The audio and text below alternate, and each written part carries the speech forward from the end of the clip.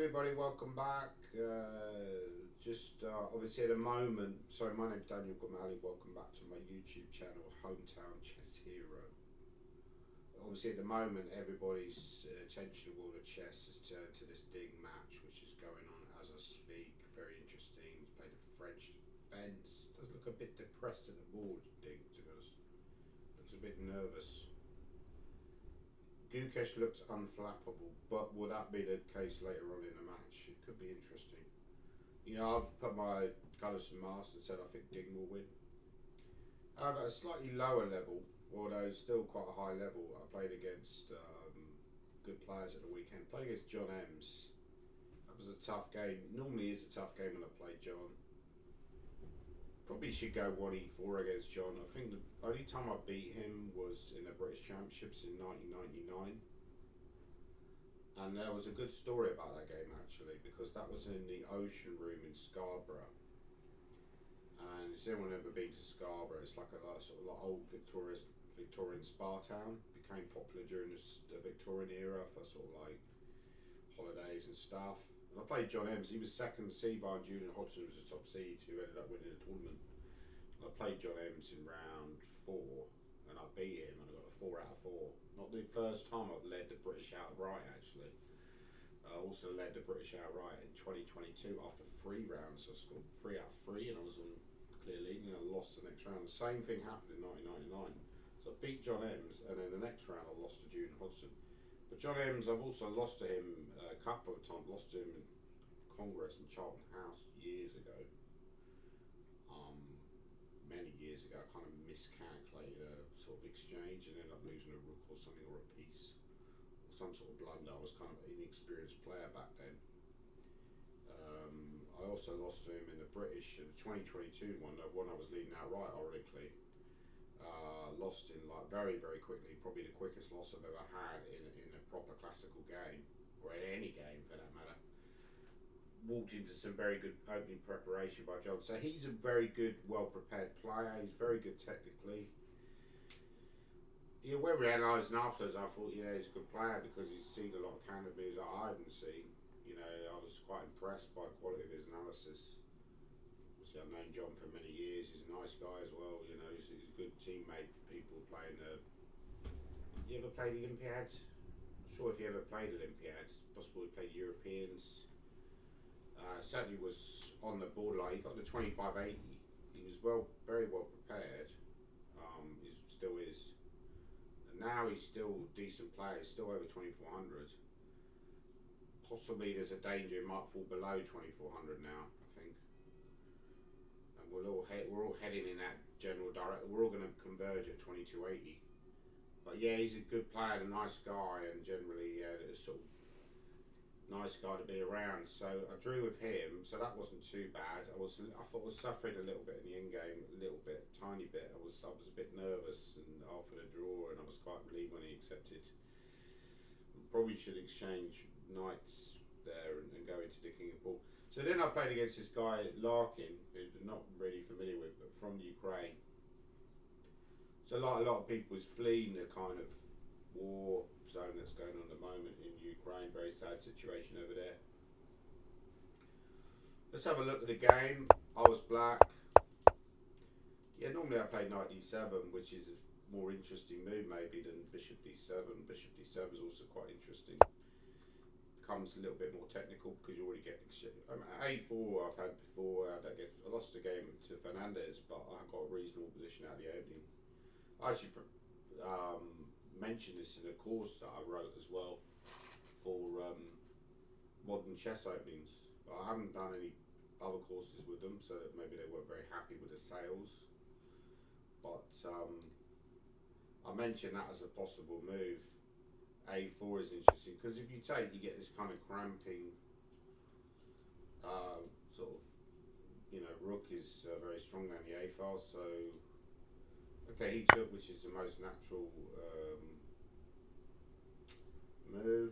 As you can see, that a lot of people are looking at the foreign CL. That's interesting. You've got Matthew Sadler there, and Matthew Wadsworth who also plays foreign CL. So anyway, he mentioned after the game that maybe you should have just gone for these lines where you go queen e2 and maybe c3, or just castles. Probably castles is the main line, I think. Because queen takes is slightly more popular than knight takes. There are interesting variations where you can do something like this, but I think that white gets very good compensation in these kind of positions. It's not 100% clear, but it's supposed to be quite good for white. So you probably after c4, you probably you just do stuff like this, right? Sorry, not king f1. Maybe just castles and then g6. I mean, there's kind of variations like this. Now, I have studied this before, but my memory of these variations is pretty poor. And up to I haven't had that many practical examples in this line. I think I lost to Tony Costin in this queen takes d7 variation many years ago. I've probably not played it as white that often. So I took anyway with a knight. That's reasonable. And let's have a look at the game. Yeah, I wondered about knight e5 here actually. Is that a move? What does the engine say? Let's enable. That is actually a move, yeah. I wondered about that because it kind of stopping some of his ideas. But I didn't go knight e5, I went e6, which also should be reasonable. I thought he'd take out a knight here actually. I thought that was maybe a better version. What is the yeah, that is more popular. I'm not surprised. I think queen d4 was slightly inaccurate because somehow his pieces don't combine very well here. And I went here. I don't have to go there. Probably could allow knight b5 because there's always like a queen b8 or something. Oh, hang on. I went too far there. Right, let's just quickly get to the critical positions then and explain the full process. So we can queen a5 and, you know, I missed his next move completely. It's a very clever move actually. Although maybe not the best, I don't know. Yeah, I was expecting maybe bishop d2. I thought about bishop d2, but I could even consider exchanging queens. And if he trades, I'm probably uncomfortable here. Although he's got the queen side pawn majority, and he's got a bind on the position with a pawn on c4. So one of these things I never get about these positions. What happens if they just? I'll also consider maybe he could just go a4 and just allow this. Looks a bit suspicious for white, but I couldn't see anything. Queen here. Is it possible that maybe this is a threat, even though it looks suspicious? Maybe you can go queen e3 or something, and if you take, there's a knight a2. It's a bit murky, but he went queen at d2, and suddenly I realised that his positional threats to go knight d5. He considered b5 after the game, which I on this that I could go here now. Seems to be quite a good suggestion by white, but yeah, I went bishop d8. Probably not the best move, but it seemed to work out okay. I wondered about this in the game. I was slightly worried. I don't think it's a very good continuation. Yeah, it is possible, but not critical and not dangerous for black.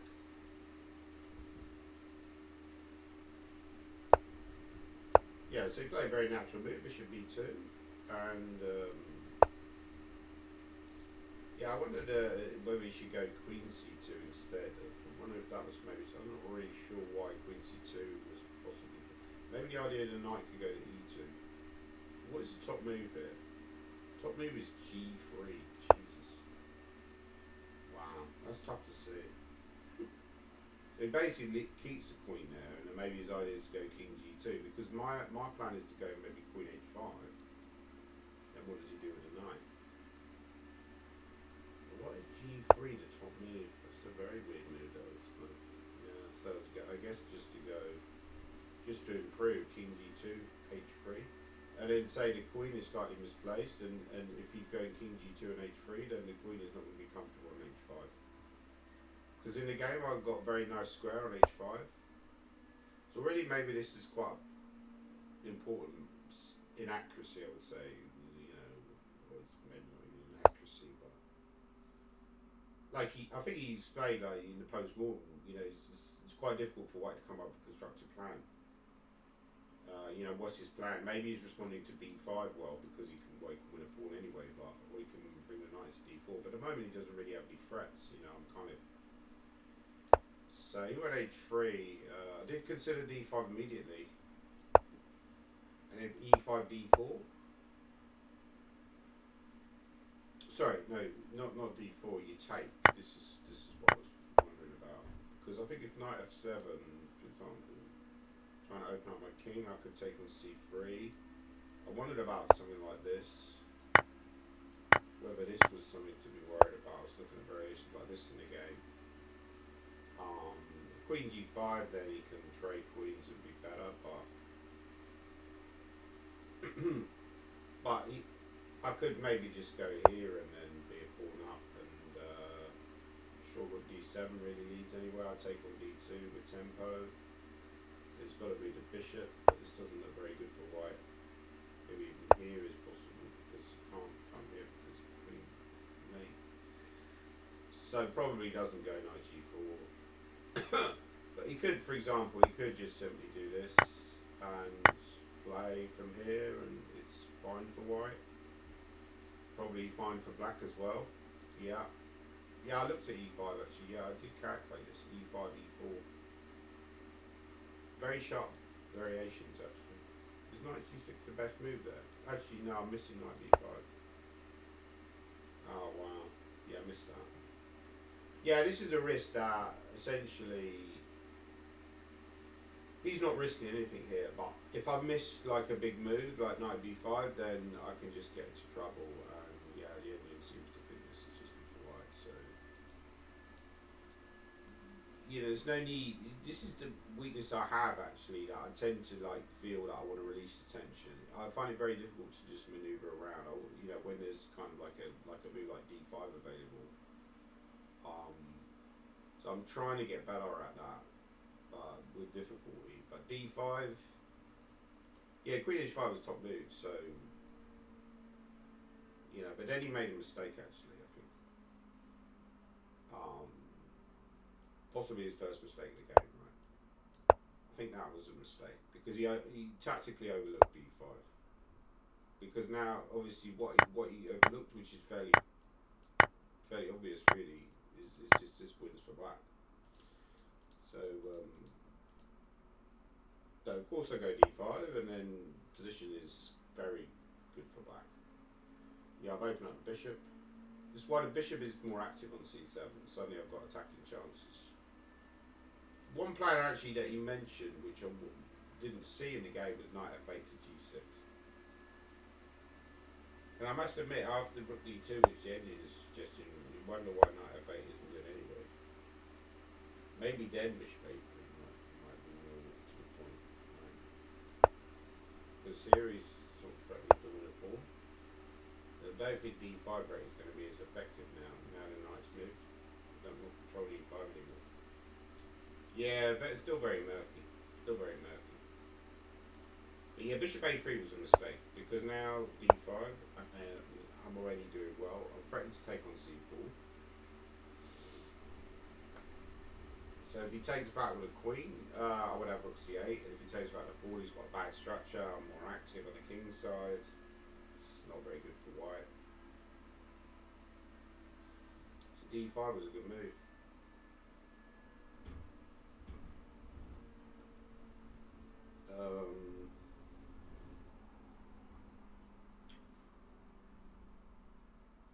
Yeah, it's hard for white to find a good move here. I thought what he did was pretty clever actually. Just releasing the tension in the centre was as good as anything. I mean, I can't see.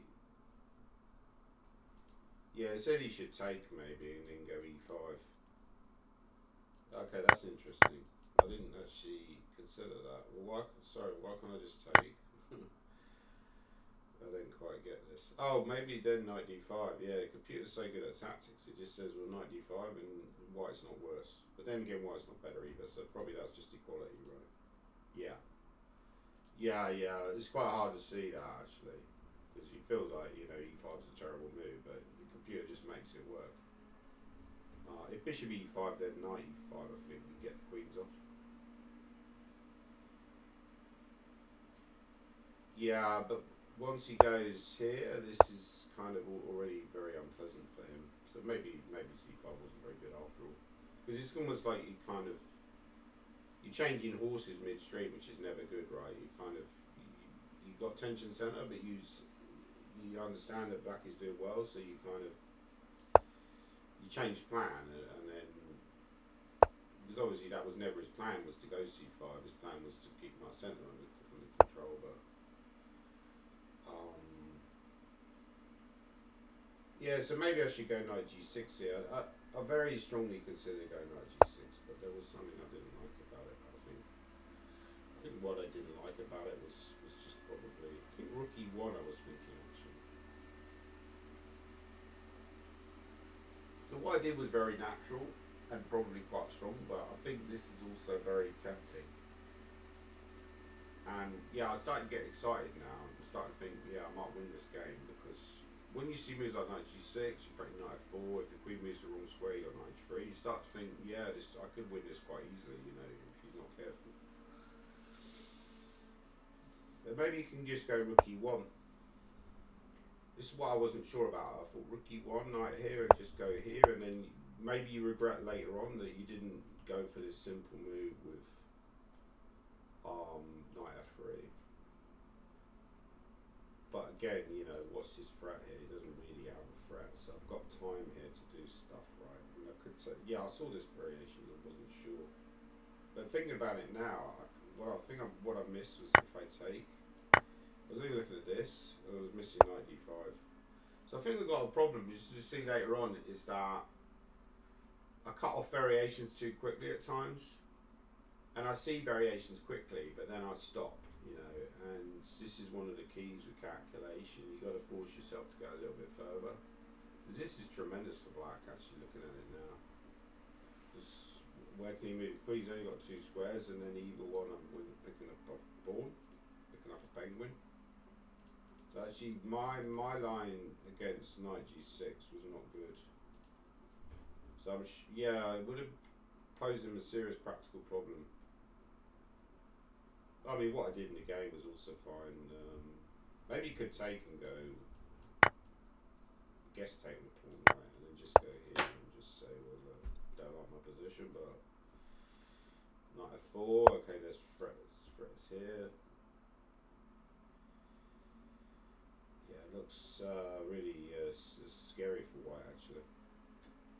Knight d4, but queen d6, queen e5.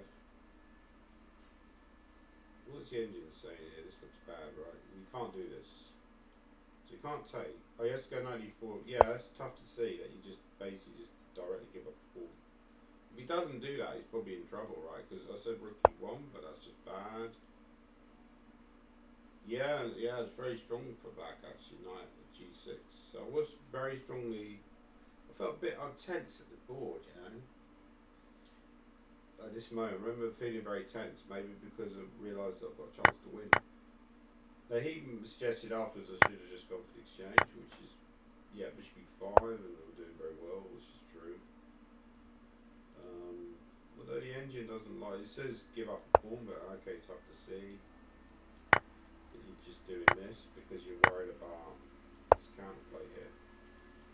Of course, he's saying this in a post-mortem, but he's analysing this maybe slightly more superficially than if he got this position, he would have to find good moves. You know, obviously we're both seeing this in advance, so yeah, it's not entirely impossible that he'd find 92, you know, stuff like that. So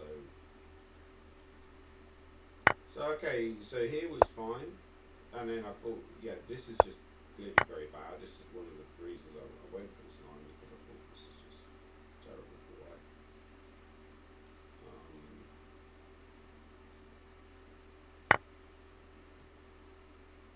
So he has to take, which allows I can run his king out the board, but couldn't see any way to exploit that. The problem is that after, yeah, I did consider this move. It's also very strong.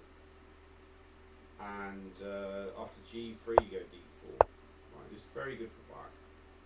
But actually, the engine kind of thinks it's holding to some extent. Like g5 is a move, but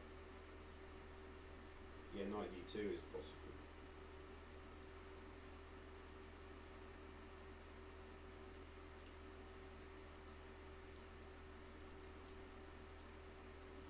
So I went check anyway, which also was quite reasonable, and he came here, and I did think about this actually, and just running his king up the board, and then coming back again, which looks a bit risky because your queen's a little bit, it didn't feel right. I mean, I think knight d5 is obviously losing because it takes rook d8, but you can go king c2, and I didn't see, like, his king's going to run away to b1, and he's got pressure here. Yeah, it's actually the engine's already preferring white, so I think I made the right decision not to go for that. So I took, which is obviously forcing him to move the pawn, otherwise he's going to have to move the pawn to g3, loses the pawn, so he has to go g4 any move. Knight e2 loses to queen h1, knight g1, bishop h2. So I would rook d8. I was reasonably happy at this point. I thought, mobilised all my forces. If he takes on d5, then queen h3 is strong, I think. Like, I saw a line like this, and then rook e4, and I thought this is really bad for white because king is just so bad. Like here, and this, got queen e2 is maybe a threat. One idea, or just h5, he takes, go f5. There's so many attacking ideas here. He's probably not going to survive.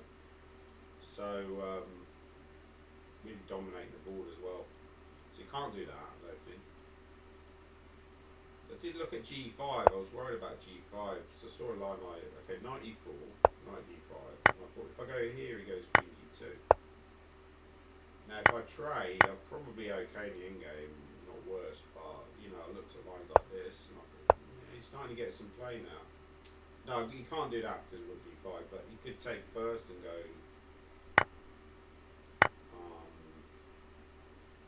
Maybe trade and c6. I guess I'm still okay, probably, but I don't think I'm better in this endgame. And why am I even going for this? I mean, it's just stupid, right? It's actually I'm in trouble. So something like this could go wrong, but when I looked at this during the game, I thought after knight d5 I got alternatives. I don't have to take here. Okay, there's also one line which goes like this, but then he goes f4. This is what I didn't like. Because if he takes there, I go queen e2, king there, and then rook d1. Also maybe rook e1 is a move because queen d5 is going to be a bad rancor. But I think I go rook e5. That was the problem. Rook e5 was the problem. And this is pretty good for black. Because if he takes here, I go knight d2 check. And now these rooks are like incredibly active. And I've got an idea of going rook f2 with a minimum draw. Maybe I got more than that. Probably got more, right? This feels winning for black actually. If he goes rook e1, I go rook f2, queen h1, queen g1, rook takes e1, king takes e1, queen takes g1, and then I'll win on material. In fact, I'll pick up the knight with a queen h2 soon as well. So yeah, this is winning for black. I'm not surprised. So rook e5 was what I saw, and I was quite happy then. I was, all of a sudden I got all these attacking ideas with a rook. Simply threatening to maybe take the knight. It's not an idea anyway. Yeah, so I think this is good for black. Yeah, agrees with me. So I was actually hoping for him to go for this pawn, but he was cagier than that, and he went queen g2. This is where I wimped out, because I should of course played this position on. It's ridiculous what I did. And this is the problem that I've been having, is showing enough courage to kind of. It worked out for a team, to be fair, because we ended up winning the match by half a point. But I took a draw the day before, and we lost by half a point. So, but that game I was never better. Whereas this game, I was actually better in this position, and I kind of saw why I was better as well. But then I kind of just gave up on it very quickly. So queen g2 is a pretty good. So I did strongly consider just doing this, but then I thought, even though this looks good, it's actually not that simple, because, as he mentioned, like stuff like this, king f3 is good, right?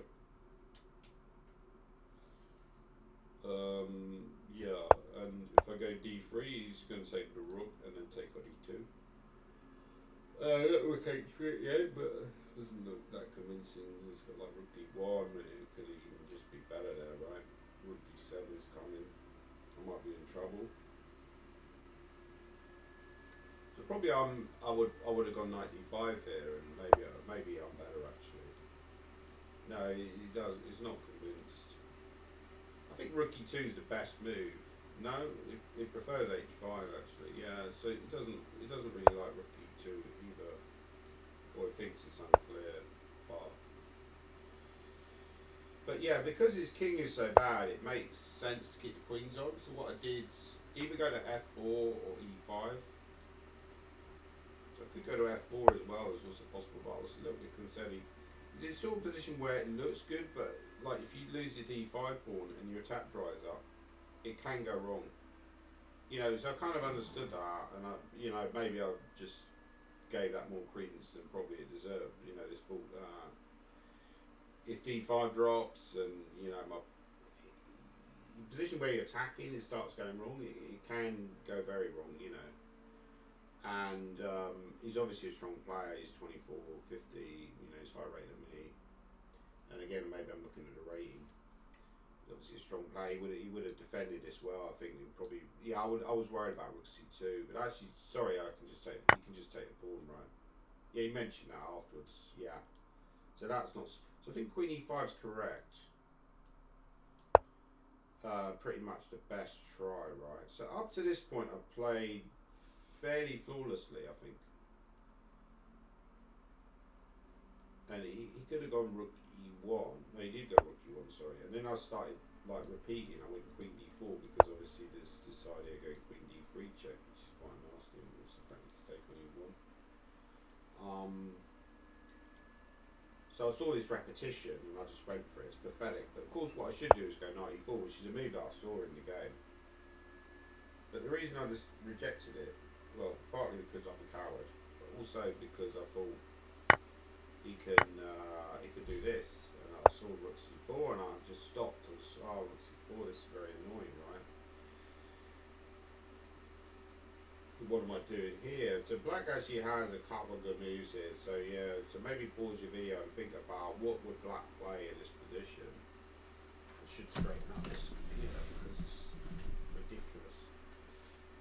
What would black play in this position?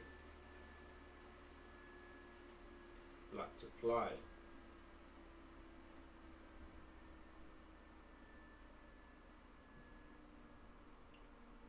So there's a couple of nice ideas. Now, they generally revolve around the e-pawn. Now, if he does take on e4, he's probably doing well. He's probably threatening to take with this rook, right?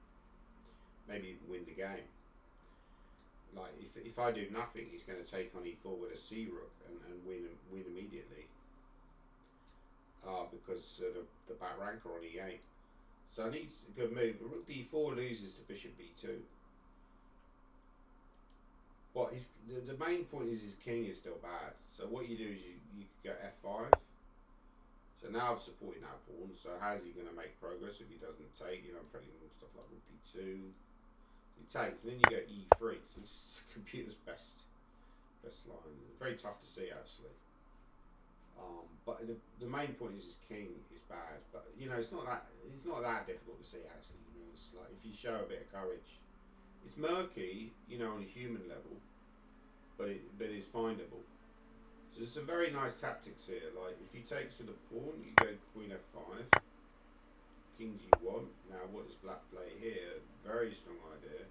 Looks like rook e6 is looking strong, but then he can bring the rook across, threaten a counter attack. Still probably not that great. I could even go bishop e5. Probably I'm doing reasonably well because his king is so bad. But rook e3 is a shocker. Very powerful idea that you can't take because it's a check. But of course, this is all very natural because my piece is more active than his and his king is bad. So it's not surprising that there's going to be tactics. And I've got a big threat of e2 here as well. So you can't do something like this because e2 I think is winning. Takes here, I end up winning the rook. And if he goes to f1, G2, sorry, as mate immediately. This sort of position that I understand and play well, you know, where it's just like it's on a knife edge and it's just about pure calculation. This is my kind of position as well, and when I'm attacking, I'm a good attacking player, so it should really have played on. I mean, it's really no excuse, but not showing a bit more fighting spirit. Not to say that I definitely would have won, but it would have posed him huge problems if I'd have played on. And found, of course, you've got to find this E3 idea, and the other idea is you can go E3 immediately. So the point is that if he takes the rook, check is very strong, and if he comes back, you go. I think you just go check, right? So after this, I think you can go check here, and he's in trouble. Like something like this is very bad, I guess. Or just, I think you can even actually take the rook as well. But he does have some idea of going here. It's slightly awkward. Like Queen C5, he's got Queen C8. Probably this is still winning even now. And there's Queen C2 maybe. I'm not sure if this is winning actually. No, it's winning, yeah, it's not surprising. So he can't do this. He can't take on E3 with a rook. So what does he do? Yeah, big problems. You know, this is what you want. You want to play, put good players under pressure, force them to solve difficult problems, and you know that's how you win games. But obviously, if you then stop when you've got a position where you can put them under pressure, and you just stop and give the draw, then obviously it's not a terrible result given the draw. Obviously, you know, going into the game is a good result, but you've got to adjust and say, look, my position's better. And, you know, if he was black there, he would no way he would have given me a draw. You know, so F takes is the best defense. He probably would have found that, to be honest, but just based on process elimination, everything else is quite obviously bad. The same bishop A5, yeah, this kind of computer moves. Rook E6 looks a lot more natural. I think this is why throwing in F5 was a better way to play, because after this F5, like this line is much better. Like now, this is just huge. So what does he do actually? He's got a big problem after F5. Yeah, this is like the way to win the game. Like if I find, because it's not clear that he's got anything better than Rook C4. Yeah, I mean, what else are you doing if you don't? For a start of this position, he doesn't have to take. He could go King G1. But it's awkward for white. Yeah, it's not clear he would have taken, but there's possibly, once you see this line taking the Rook C4, you're quite tempted to go for it, because it's difficult to see that F5 is so strong, probably. So yeah, anyway, I had a great chance to win, you know, but you got to show more of a fighting attitude, and I didn't do it. And then I just repeated. So pathetically, I just started repeating really pathetic stuff. There's some other interesting games in our match. There was this game, Simon Ansell against Peter Large. Peter Large went here. And knight f3, I think this is quite a good way for white, and maybe you can go d6 and allow the queens to be exchanged. Took. And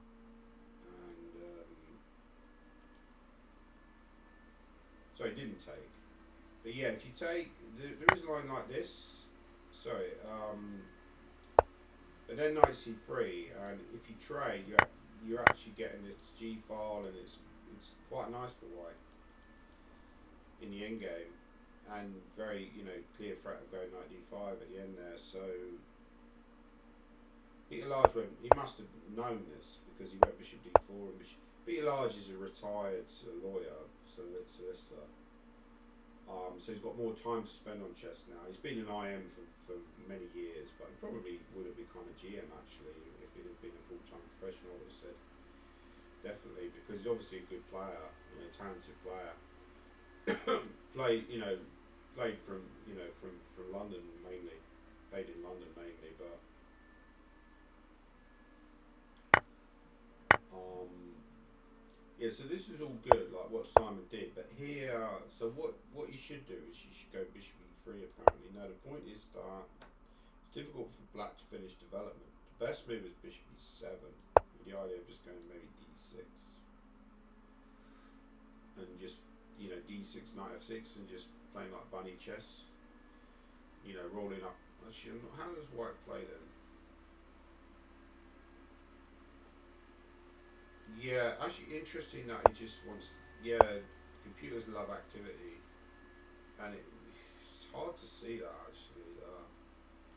Knight f6 and then c4, and then you're getting very active, I guess. Like maybe got a good comp for the board. Maybe even b5 is a move. Legitimate or castles. Rook to a8 complete. Bishop f5. Don't know. We don't know what the idea is here. So actually, yeah, white is better. White is better. So you do have play, but it's not enough. So you just simply develop. I think this is the thing with players who kind of like haven't played that much recently, like Simon. That you try to make up for that. You push a little bit. He's kind of ended up pushing a little bit too much here. Because bishop e2 just develop and have more confidence in yourself and your position, and then just gradually, outplay the guy. Because the problem is here is actually awkward for black to develop. If you go here, I think queen d4 is strong. It's quite tricky to see all this, to be honest. Or maybe it's knight d2 anyway. Yeah, it still looks a little bit awkward because they're going b6 and then they could go here. But yeah, not that clear to be honest. Even though black's opening choice is slightly dubious, it's not that simple. And then Peter Large came out with queen e7. This is quite a good solution because knight's coming here, bishop's going to go to c5. Bishop c5 was awkward. d5, very clever move. So he's obviously studied this line because he realises if you take, Vlad's getting a lot of play. Very interesting move, d5. Of course you're going to take, and then yeah, this is impressive stuff. Like he's obviously, he must have studied this line before, because I think to find that over the board is quite tricky. Your natural reaction is just to develop. To go d5 and know all this is good is quite tough. This already looks quite good for black actually. But I suppose, yeah. Was there any chance for Simon after that?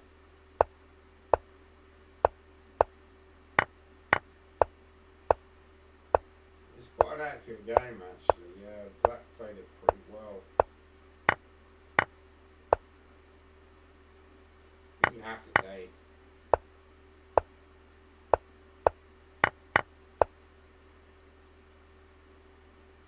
Yeah, so it looks like that's a blunder because he's taking check, but the point is king e2, and then, well, even still, even with rook e7, this is nothing.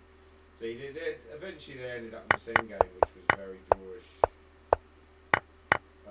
Quite an accurate play by both players actually. Because it's difficult to do much with a b pawn because black is still tied down to the g pawn. Yeah, so if we go here, then king g2 is actually, it's already fine for white because king h6 gets mated. So it's a good calculation. If you move the rook, you lose the b pawn. Still a draw even if you move the rook. So you probably g6 is the way to be completely equal. But then I can take and probably just, it's just a draw anyway. Even without the h pawn, it's a draw because you can't win with just a king, and it's well known you could just keep checking the rook and keep checking the king with a rook. So yeah, so that eventually ended up being a draw, and actually they agreed to draw at this point. It would seem. Um, so that was a good one. Lawrence Webb drew with Livia. Sorry, is it Livia or Saint Patel had a slight chance in the King's Indian.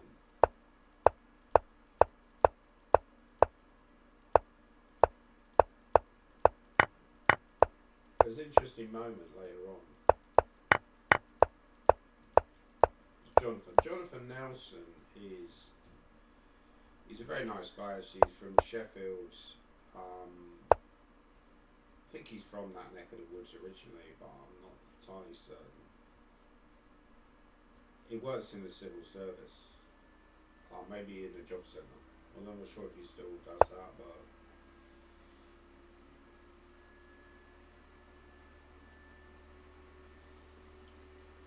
yeah, he's also a very good quizzer. He was back in the day. I know it's probably not quite as good now, but still a good quizzer even now.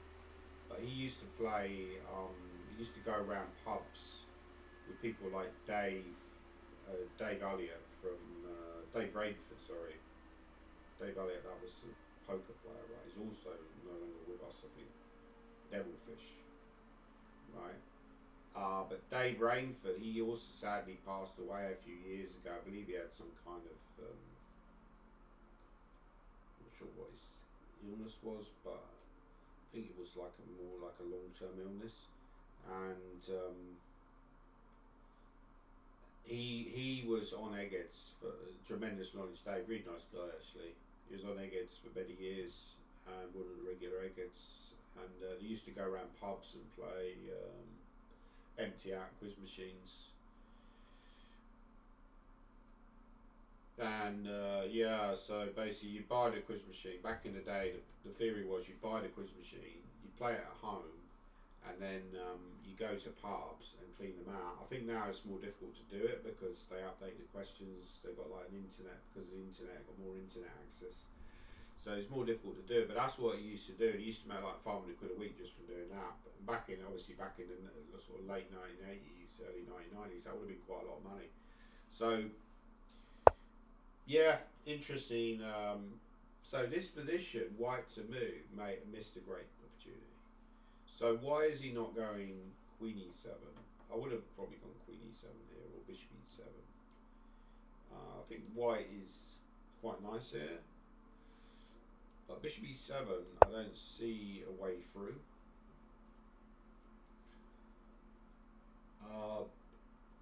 But at the same time, you're kind of blockading white, and then you've got all your play on the king side to come.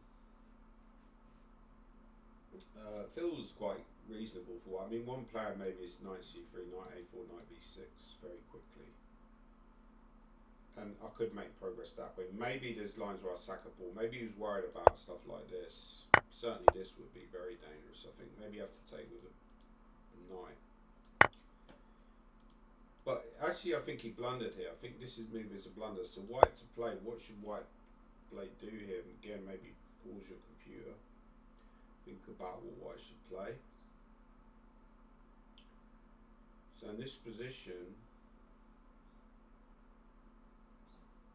white missed an opportunity. So what white played was knight a7. That was a mistake. He could have taken on d6. Crushing continuation. I think this shows a lack of experience by Zane, because I've seen these kind of ideas before, and I think once you know that they're strong, they're just very strong, and you just play them. This, this is something I would just do automatically, because clearly this is bad, right? You've lost the exchange, and yeah, you got the dart squares, but it's not much fun. Well, you haven't you lost the exchange yet, but if you go rook d7, I'll take on f8.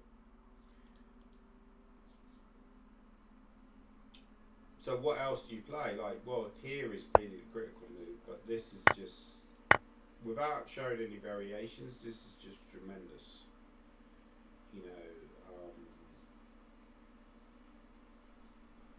Often white will sack a piece just to get here, but just to get to this scenario where the pawns on d5 and c5 are very strong.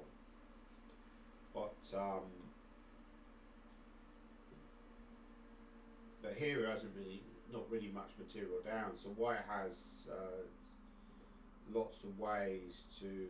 It's black's move, I think. But what does black play? Let's say you tuck your king away. You're worried about the checks. No, it's actually. Is it white's move here? It's actually white's move. Sorry.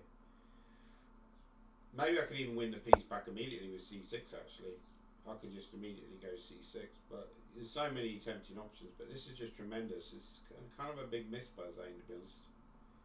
This is just crushing.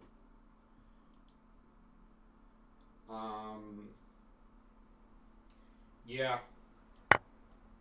And that's just like game over essentially. So knight d6 would have won the game. He went knight a7, but then kind of petered out. Decided, yeah, he still won the exchange, but black had enough here to defend. So yeah, well defended by Jonathan Nelson.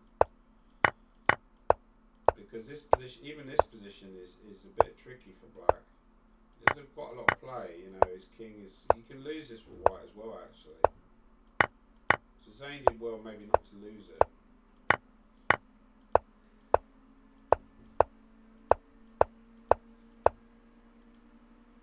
So he went rook b1 off for the draw.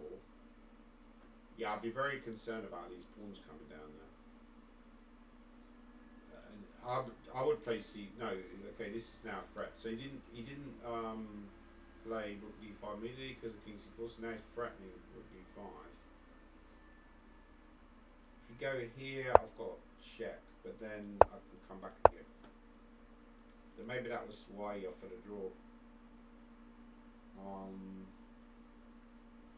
Could move this bishop from d8 as another option.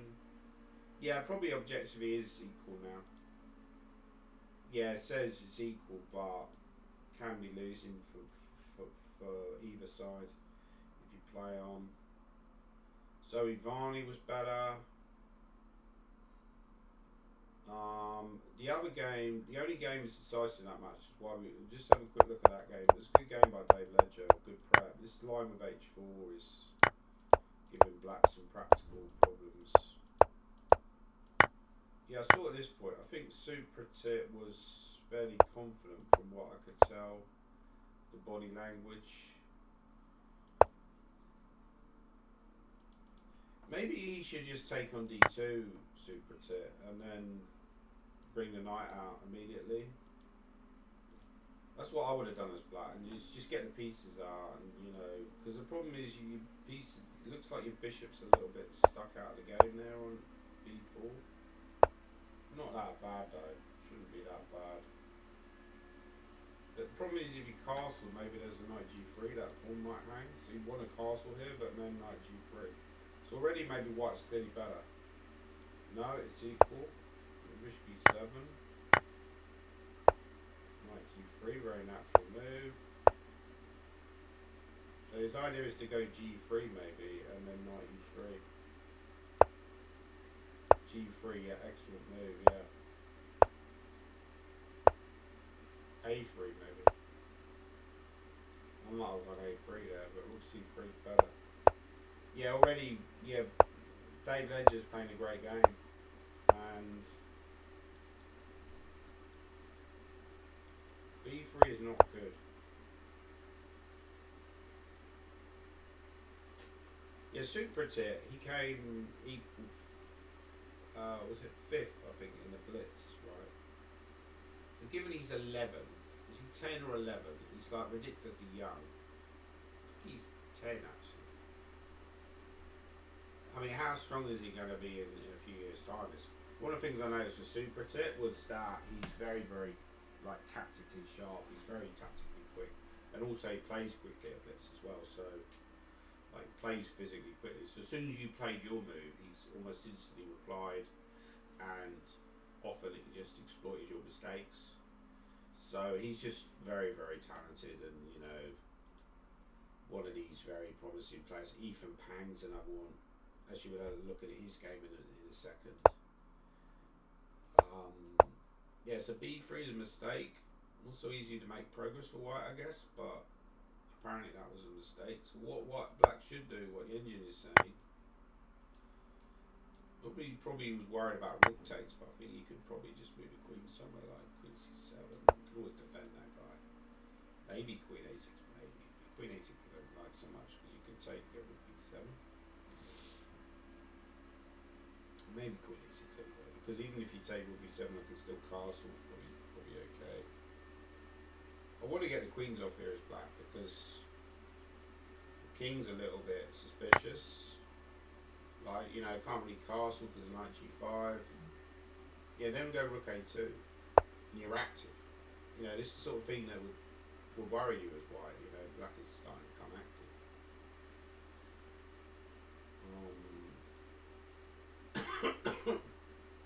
Yeah, so what does it say after rook takes?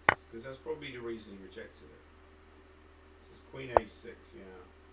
Is queen c7 still play? I guess that's also playable, but not as good. Probably what I was afraid of, I would guess. Maybe not a2, because why else? It's strange that he went a3, but it's also kind of an ambitious move in a way because he's got some idea to go knight b4. Yeah, but now white seems to be better again because now this pawn is just weak.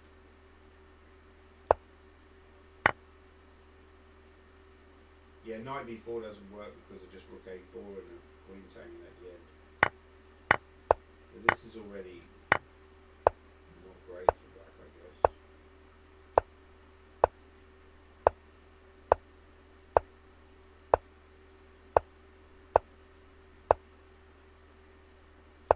Yeah, rook c1's good. You can't take because of queen g6, like game over.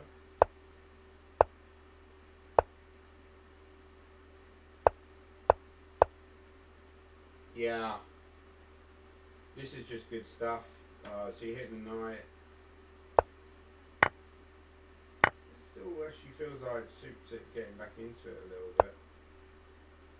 Of course now we've got a threat of maybe pushing the pawns. So black needs to come up with something. You can't do that knight because queen h7, mate. Maybe knight f3 is something you could consider. Or knight f5. Played. And you're just saying this is winning for white. Yeah, so okay, so Super lost that in the end. Were there any other big moments? Possibly not. Yeah, Dave seemed to like do a good technical job after this. Yeah, so that was a good game by Dave, I would say. Super Tip missed that kind of, yeah, it's a tough level even at this, you know, we're thinking like World Championship and this looks like a lower level, which it is, but you know, it seemed like he only had that half chance to take on a2 and he missed it, and then Dave played very well after that. Frederick Ward, what was that game like? Jonah Willow played against Freddie Gordon. Okay, loads of crap. Yeah, Jonah Willow was better in this game, but he wasn't able to convert. I think Freddie Gordon is a very good technical player. You know, when you play in tournaments with people, like I played tournaments with Freddie Gordon, played him like last week. You start getting a feel for their style. Freddie Gordon is very, very good technically. I think, you know, he's a good endgame player. He's a good all-round player basically. Hamish Olsen didn't have a very good day. He lost a very good weekend. He lost both games. He lost to Jonathan Parker. I ran into Jonathan Parker is somebody who was very good years ago. I remember him beating Sadler in a British once. Not in a win. Matthew Sadler was the top seed, and also played a great game against Levitt. That might have even been in that same tournament, or maybe in Torquay. The sort of British in Hove. Sorry, it was a British in Hove. But I remember him. He was a very good player, Jonathan Parker, and he probably could have got the 2600 if he'd have gone full time. But he ended up getting a job in the city. He was making like millions every year and doing very well, like top hedge fund manager. But now he's getting back into chess because I didn't get on a Sunday actually, but maybe he didn't play actually. Maybe that's the thing. Maybe he didn't play on the Sunday because I don't see his name down. So So potentially maybe didn't play. Anyway, yeah, he's doing very well. Like, but he's come back to. So he's over 2,500. I'll be honest, I think he'd struggle in a lot of these opens now, like to maintain maybe 2,500 because it's difficult when you get older. You might go below 2,500, but I think he'd like be high 2,400s.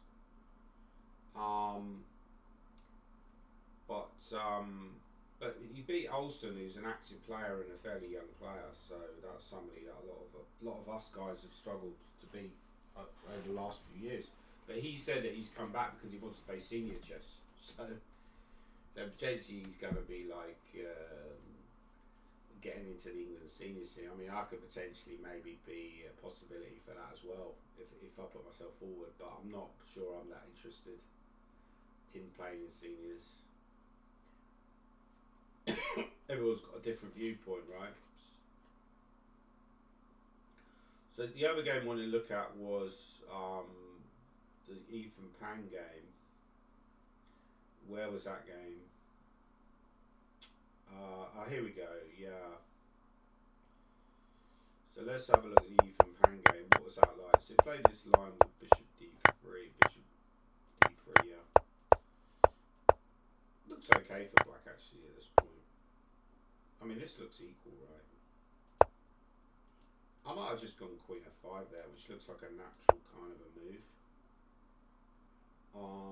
But yeah, I mean, I must say actually that black is already at least equal here, maybe better. No, it's saying that it's equal, yeah. But maybe H5 was actually wrong because he's going Queen E1's a classy move actually. Queen F3 runs into Knight D4 probably. It's probably what he's afraid of. Although that does drop P7. So yeah, so I'm slightly surprised. Why didn't he just go Knight F6? What was wrong with Knight F6? I guess that's equal, right? Yeah.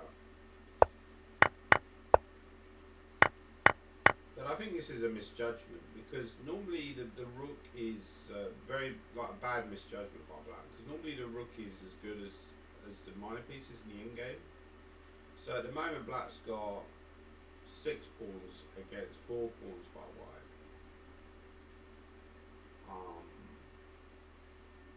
You know, so normally you say rook and 1 pawn is enough against the 2 minor pieces. So maybe objectively this is equal, but I just feel like practically this is much easier to play for white, and there's just so much play left that the 2 pieces are probably superior to the rook, would be my theory. But yeah, that would... Okay, yeah, the Indian doesn't mind it that much, so I'm probably being too critical. Rook C5, Rook G5 is very clever. You know, because it looks like F5 is trapping your rook a little bit, but he's starting to generate ideas. So of course he goes F5. I just like the finish in this game. I thought the finish was very impressive. So he went Bishop E5 with a view to bringing the king to H4 possibly. Yeah, now Knight F4, this is crushing. So already black is losing. Hang on. This is the problem that I keep having when I just go too far right.